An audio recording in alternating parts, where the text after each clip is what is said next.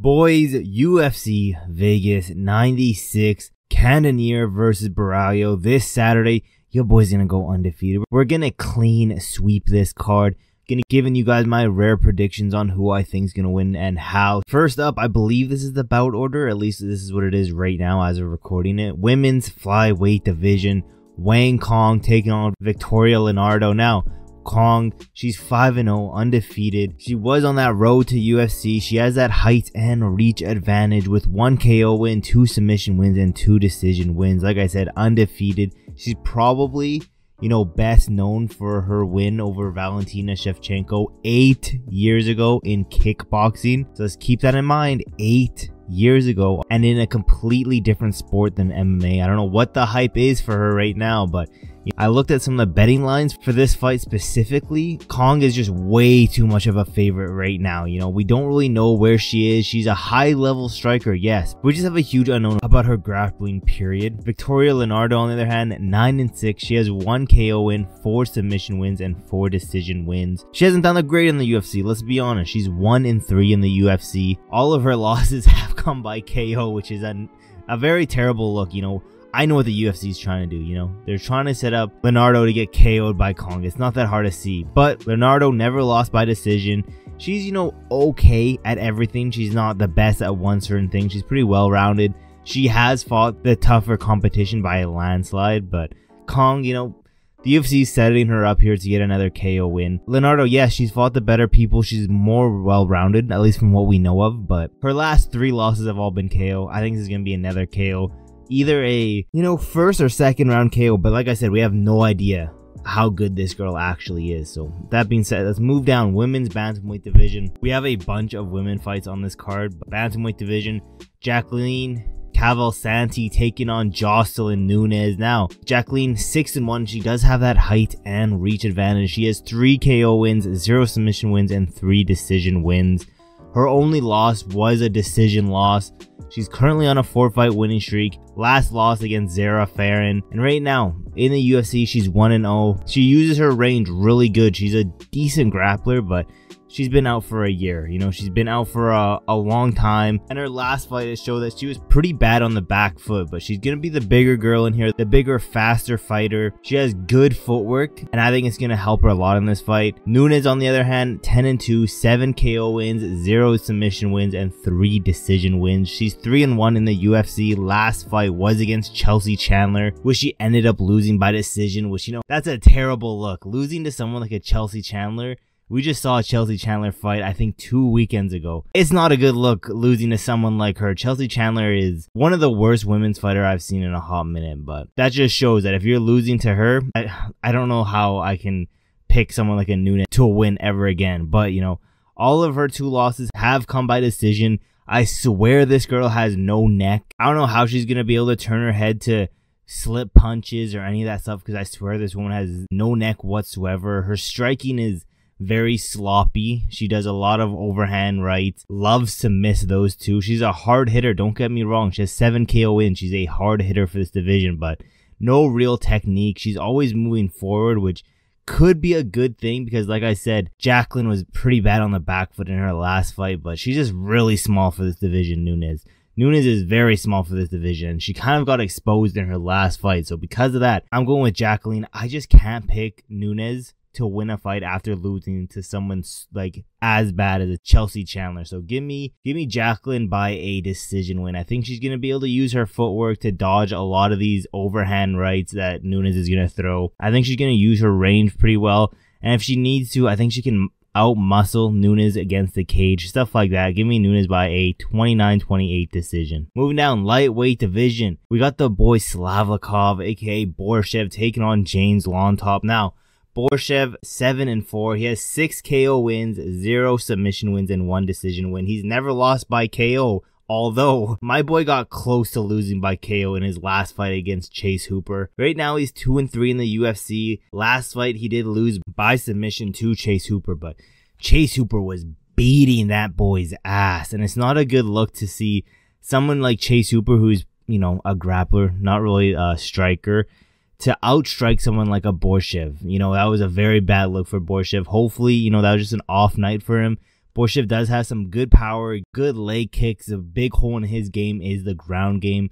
Now, the question we got to ask ourselves, is his chin going? Because he got his ass beat by Chase Hooper. He got dropped by Chase Hooper. Is this boy's chin gone? That's the question we have to ask ourselves going into this fight. James Llontop, on the other hand, 14-3. He does have that height and reach advantage with 7 KO wins, 1 submission win, and 6 decision wins. His first fight in the UFC was against Chris Padilla on short notice. So, you know, he did lose by submission. It wasn't, can't put too much into that one because it was short notice. Prior to that, he was on a 12-fight winning streak. That was all outside the UFC. He's decently well-rounded with some decent power. It's so hard not to pick Borshchev. You know, I might be thinking Borshchev is still the guy that I thought he used to be, but it's going to be very interesting to see what Borshchev looks like in this next fight because, to be honest, we're either going to see a Borshchev KO or we might see Borshchev get KO'd or James Llontop by decision, you know. Those are the 3 outcomes that I see. One of these 2 guys getting KO'd or James Llontop wins a decision. But I'm going with Borshchev. I don't think Borshchev is done yet. I think that was just a bad night against Chase Hooper. You know, maybe I'm coping mad hard. But give me Borshchev round 2 KO. Do some Slavakov dances. I want to see that. Moving down, middleweight division. Zachary Reese taking on Jose Menda. Reese 7-1. He has that height and reach advantage. He has 5 KO wins, 2 submission wins, and 0 decision wins.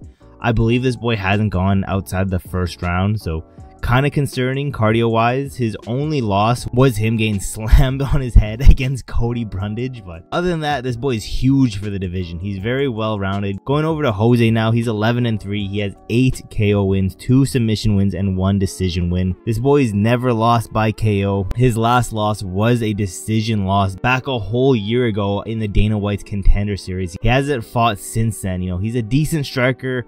No real power or even, you know, speed, but he has great ground and pound. I'll give him that. If he can get Zachary Reese, best believe this boy's gonna go Donkey Kong mode and ground and pound his ass. But it's been a year off. I believe he's coming down in weight. He used to fight at 205. Now he's coming into this middleweight division. I don't know how that weight cut is going to affect his chin. I don't know if he's going to be able to make weight regardless. I think Zachary Reese is going to hand Jose his very first KO loss. Give me first round KO, you know. I'm seeing a lot of finishes this card, but as we get down the list, we're going to get more and more decisions. Let's go down. Featherweight division. Danny Silva taking on Dennis Buzukja. I don't know how the hell you say that. Danny, 9-1. He has that height advantage and they have an even reach. Danny has 5 KO wins, 0 submission wins, and 4 decision wins. His only loss was a decision outside the UFC quite a bit ago. And his last fight was a decision win against Joshua Calibo, which, you know, that boy got hit a lot in that fight. I'm not going to lie. He has good striking, but terrible striking defense. I'm not going to lie. He gets hit a lot in his fight. I'm not very confident in this pick, but Dennis, 12-4. He has 5 KO wins, 1 submission wins, and 6 decision wins. He's never lost by decision. Currently, he's 1-2 in the UFC. He's coming off a TKO win against Connor Matthews, which he did look decent in that fight. He's decently well-rounded. I'll give him that. But, you know, for some reason, this boy just chooses not to wrestle, even though he 100% can. He's, like I said, he's well-rounded, but he just chooses not to wrestle. Sometimes has some pretty bad fight IQ. He has okay power, okay speed, and he's a pretty good fighter moving forward. But I think I've been burned on too many of these fighters where I don't take into consideration their fight IQ. I'm taking into consideration Dennis's fight IQ in this fight, and because of that, I think Danny is going to win a decision win here. I don't think it's going to be a dominant win. I think it's going to be relatively close. I think Dennis could win these rounds if he mixes in some takedowns, but he's not going to because of the lack of fight IQ. So give me Danny by a 29-28. I'm going to say split decision, honestly. Let's keep going down. Middleweight division. Ryan Loder taking on Robert Valentin. Now, Ryan, 6-1. He has an even height and reach with Robert, which is pretty insane. Ryan, 4 KO wins, 0 submission wins, and 2 decision wins. His only loss was a decision loss, but that was quite a bit ago. And if I had to sum up his fight style, it's a pretty boring, heavy control ground game fight. It's like a wet blanket. If I had to define it perfectly, I would say wet blanket. That's what he is. He's not that much of a striker. You know, he doesn't really have, he rarely ever throws. He waits for his opponent to throw and you know, overcommit with something and he'll take him down there and just wet blanket him for the rest of the round. That is pretty much where Ryan Loder is. Robert, on the other hand, pretty much the exact opposite. He's 10-3, 3 KO wins, 6 submission wins, and 1 decision win. And he's lost by KO, submission, and decision. But he's a pretty dynamic striker with pretty bad striking defense. But to be honest, the way I see this fight going, I would love Robert to just connect and knock out Ryan. I would love to see that. Do I think that's going to happen? No. I think Robert's going to throw something stupid like a spinning back fist, some spinning shot.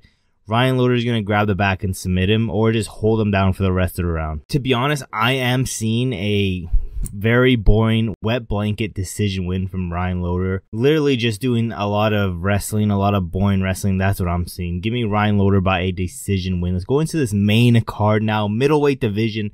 Edmen Shahbazyan taking on Gerald Meerschaert. Edmen 13-4. He does have that height advantage. He's 11 KO wins, 1 submission win, and 1 decision win. He's never lost by submission. He's 6-5 in the UFC. Not the greatest record. Was once hyped up to be the next thing in middleweight, but we've seen how his career has unfolded. His last fight was a KO win over AJ Dobson, where he did look pretty good. He's a good striker. We already know he's a good striker. He has okay takedown defenses, but at the end of the day, bad scrambles. He's pretty helpless on the ground, and he has some pretty good KO power. But Gerald Meerschaert, pretty much the exact opposite of Edmen, to be honest. 36-7. He has that reach advantage, 6 KO wins, 28 submission wins, and 2 decision wins. He's lost by KO 4 times, submission 8 times, and decision 5 times. His last fight was a submission win over Brian Barberena. I mean, it was an okay win. You know, he's a good grappler. He's terrible on the feet. He's a little bit chinny. I'm not fully ready to admit that Edmen Shahbazyan loses to Gerald Meerschaert. I'm not ready to admit that. I'm saying Edmen knocks this guy out in the, I'm saying 3rd round. 1st and 2nd round, to be honest, I could see Edmen losing the fight. I could see Edmen being taken down and held for the entire round. But either late round 2 or early round 3, give me Edmen Shahbazyan by a KO win, round 2 or 3. Moving down welterweight division, this is going to be a crazy fun matchup. Neil Magny, number 12 in the rankings, taking on unranked Michael Morales. Now, Neil Magny, 29-12. He has that height and that reach advantage. He has 8 KO wins, 4 submission wins, and 17 decision wins. He's lost by a KO twice, submission 6 times, and decision 3 times. His last fight was that TKO win over Mike Malott. You know, Mike Malott just gassed out and pretty much just quit. Regardless, we already know Neil Magny. He's a very well-rounded gatekeeper in this welterweight division. He's a good pressure fighter, but at the end of the day, he's older. He's slower, and I just think Morales is better everywhere. Morales, 16-0. He's undefeated, one of the bigger prospects in this welterweight division. He has 11 KO wins, 1 submission win, and 4 decision wins. He's 4-0 in the UFC. He's fought Trevin Giles, TKO, Adam Fugat, TKO, Max Griffin, decision, and Jake Matthews also by decision. You know, as the competition has got a little bit better and better, we have seen that he hasn't been able to perform as well as we thought he would be. Like I said, he's still one of the biggest prospects, but I don't think he's gonna go out here and KO submit someone like a Neil Magny. I think this is where we're gonna see, you know, like maybe Morales isn't as hyped up as what we thought he's gonna be. I don't think this is, I think there'll be moments of dominance from Morales, but I think Neil Magny's gonna win at least a round. Give me 29-28 decision win for Michael Morales, giving us a better look at the prospect of this guy.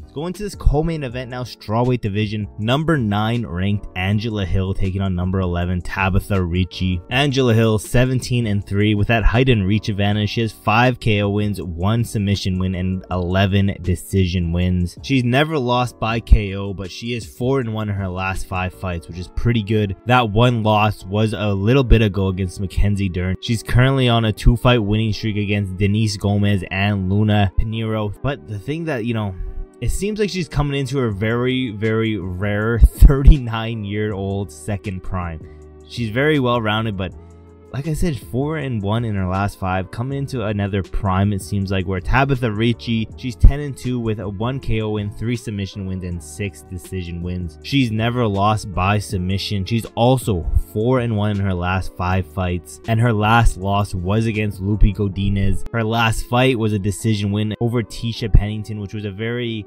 close fight, you know, nothing where we're like, yeah, Tabatha Ricci, It was a dominant win. We're going to see her in the top 5. We're going to see her title contention. No, it was a very close win for her. She's a good grappler with good ground and pound, decent striking. I think she's going to be the stronger and faster girl out there just because Angela Hill, like I said, 39 years old.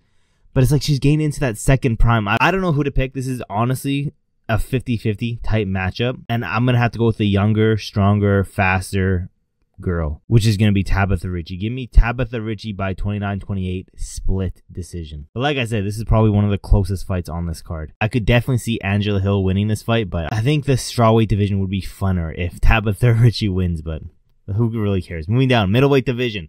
Number 5 ranked Gerald Cannonier taking on number 12 ranked Caio Borralho. Now, Cannonier, I said this the last time Cannonier was fighting. This man's old as hell. Let me quickly search up how old he is because I think he's like close to being 40 years old, if not older. This man's 40 years old. He looked good in his last fight against Imavov until he got caught, and that was, we can all agree that was an early stoppage. He looked insane against Vittori.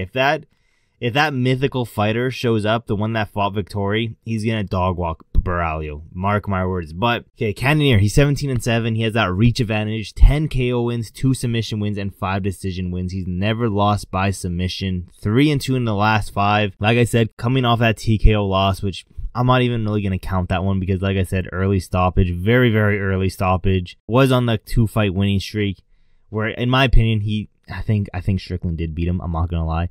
Then Marvin Vittori, that was a brutal beatdown. If that version of Gerald Cannonier shows up, he's going to beat the shit out of Borralho. Mark my words. He has good cardio, like literally good cardio. It's like this man, all of a sudden, a 40-year-old man just has explosive level cardio where his cardio is off the charts. I wonder how that happened. Good power. He throws a mixture of lefts and right. He's not just a predominantly right-handed or left-handed fighter. Borralho, on the other hand, 16-1. He has that height advantage, 5 KO wins, 4 submission wins, and 7 decision wins. He is currently undefeated in the UFC. He's 6-0, and he's only lost to decision outside the UFC quite a bit ago. His last fight was that KO win over Paul Craig. This is a huge step up for Borralho. I'm not gonna lie. He's a fast, powerful, dynamic, high-level striker. I'm not gonna lie. He also has some pretty high-level IQ. It just depends which Gerald Cannonier is showing up, let's be honest, but he's 40 years old. I can't pick the 40-year-old guy to win this one. I just can't pick him. I think this is where we see a very sad decline. This is probably towards the end of Gerald Cannonier's career. Give him 1 or 2 fights after this. I think Borralho is going to knock my boy Cannonier out. Unfortunately, I just can't pick the 40-year-old fighter. I just can't do it. So those are my predictions. Those are who I think is going to win and how. Let me know in the comments below. Do you agree with these or not? And yeah, your boy's on that goal to get to 1,000 subscribers. So if you guys haven't yet, leave a like on this video and subscribe with those post notifications turned on so you never miss any of my rare videos. And yeah, boys, there's really not that much else left to say except for I will see you guys in my next video.